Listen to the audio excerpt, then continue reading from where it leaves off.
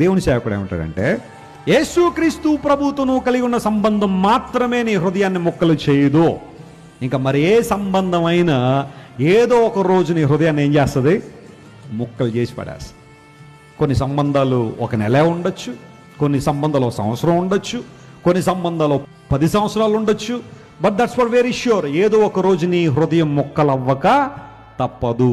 ఎందుకోసం అంటే మనుషులకు స్వభావం ఎలాంటిదంటే, అన్నీ కలిసి ఉన్నప్పుడు, అన్నీ బాగున్నప్పుడు నీతో సహవాసం చేయాలని ఇష్టపడే వాళ్ళు నీ దగ్గర ఏదైనా లోపిస్తే నీతో ఉండడానికి ఇష్టపడరు. ఇది అందరూ గుర్తించాలి. అంటే ప్రభువుని అంగీకరించిన వారు కూడా ఇలా ఉంటారని అంటల్లా.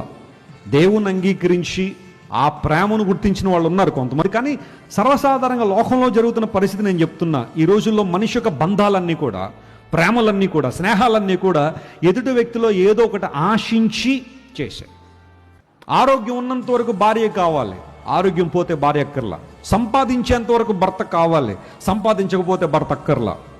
పోషించేంత వరకు తల్లిదండ్రులు కావాలి, ఇంక నేను పోషించునంటే తల్లిదండ్రులను వదిలిపెట్టేసే వాళ్ళు చాలామంది ఉన్నారు. నీ అందాన్ని చూసి నేను ప్రేమించే వాళ్ళు నీ అందం నీ దగ్గర ఉన్నంత వరకు నీతో ఉంటారు. ఆ తర్వాత ఏం చెప్తారు చెప్పండి? Good bye. నీ జ్ఞానం చూసి ప్రేమించే వాళ్ళు ఉన్నాళ్ళు, నీ జ్ఞానం ఉన్నంత వరకు నీతో ఉంటారు.